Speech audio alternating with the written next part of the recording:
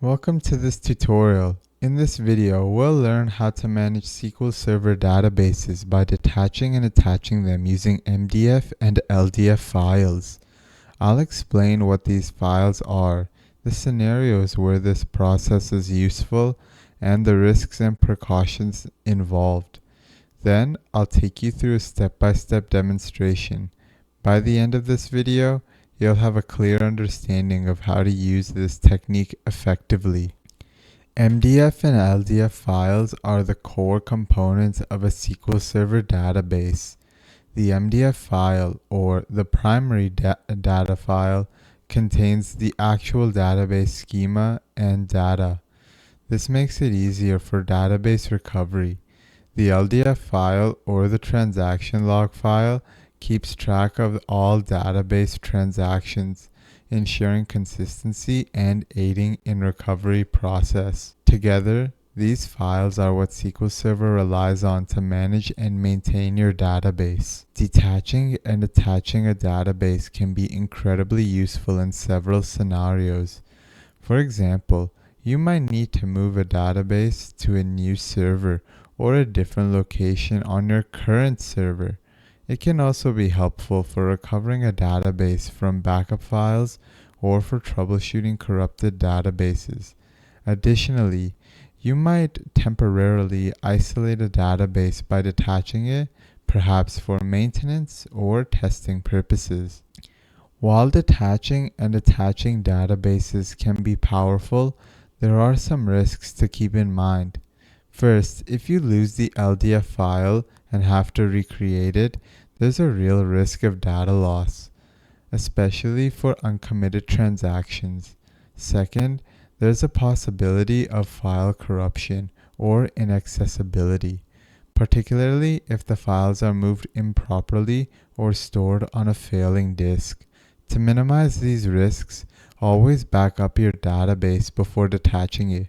Ensure that no active connections exist to the database during the detachment process, as this can lead to issues. Also, avoid using this method unless it is absolutely necessary. It is not a replacement for a proper backup strategy or migration plan. Here's a quick overview of the process we'll demonstrate. First, we'll detach the database. Next, we'll verify the MDF and LDF files are where we expect them to be. Then we will reattach the database using both the MDF and LDF files, if they are available. Finally, I'll show you how to handle situations where only the MDF file is available and we need to recreate the LDF file. First, let's look at detaching a database. I'll head over to the database I wish to detach, right-click, hover over Tasks, and click Detach. First, I will want to make sure that before proceeding, I'll confirm that there are no active connections to the database. This is critical because active connections can block the detachment process. I can use the activity monitor to check for active connections. We'll expand processes, and we can see which databases are being used. As you can see, we don't see the AdventureWorks database. If we do a quick select statement and we go back to the activity monitor, the AdventureWorks database appears here. The activity monitor in SSMS is a graphical tool that allows you to view real-time information about the processes running on your SQL Server instance.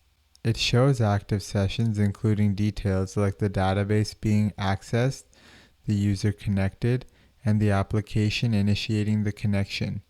By expanding the processes section, you can identify and manage active connections to a specific database, making it easier to troubleshoot or prepare the database for detachment.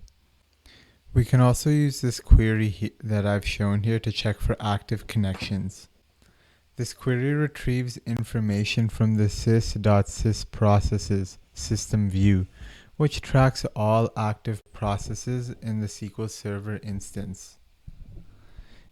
It filters processes based on the database specified, using the DBID function.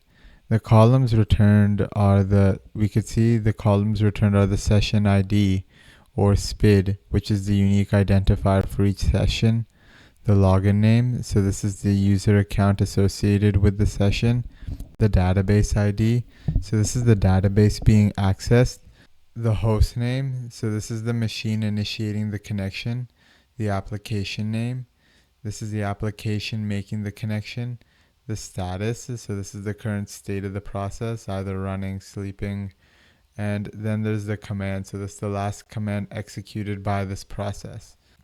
Now that we've checked if there are any active connections, let's go ahead and detach the database. We'll go and click detach. We'll click drop connections. And we can go ahead and also script this, just to take a closer look at the SQL code that executes this.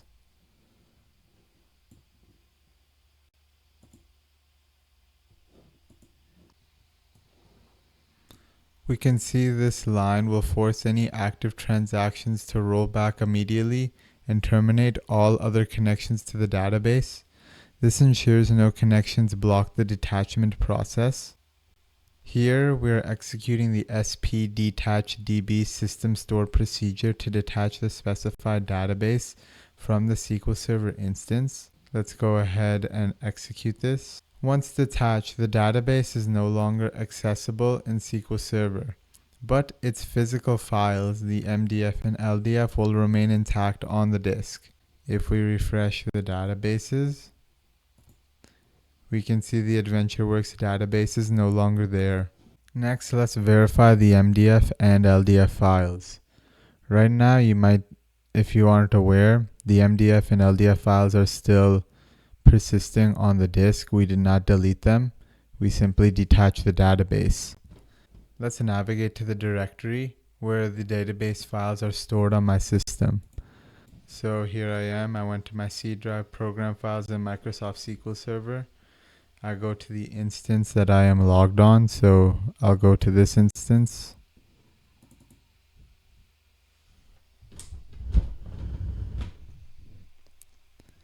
Then I'll go to data. This is where all my data files will be kept. And here we can see that in this folder there's my MDF file and there's my log file. So we can easily click here, take a look at the properties, .mdf. And here we can click on the properties and see it is the .ldf file. To reattach this database, we'll right-click databases and click attach. Then we'll indicate the location of the MDF file. There it is right there, AdventureWorks LT 2022.mdf, and it's in that same directory I just showed you. Click OK.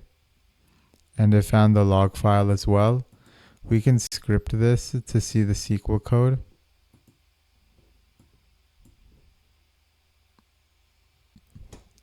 We can see here the path to the MDF and the LDF file right here. So this script will reattach the AdventureWorks database to the SQL Server instance by specifying the physical file locations of its MDF and LDF files. The for attach option tells SQL Server to attach the existing files rather than creating a new database. This process makes the database operational again without altering its data or structure, provided the files are intact and accessible. So let's go ahead and run this. If we refresh the databases, we can see the AdventureWorks database is back and we can use it normally. Once again, let's detach the database so that I can cover one more scenario.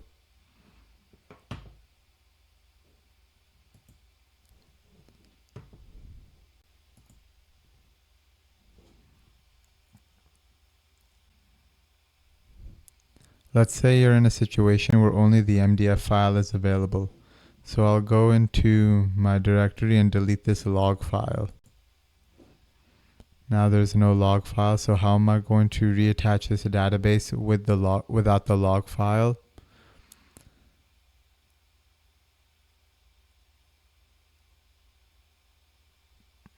I can use this for attach rebuild log clause, so I specify the MDF file, but for the log file, it will get rebuilt.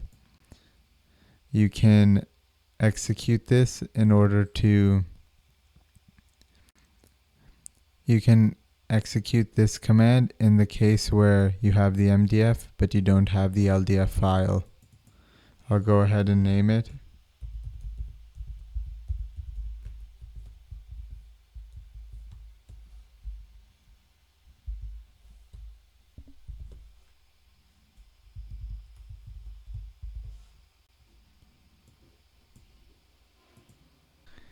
As you can see, the new log file was created as written in this message here.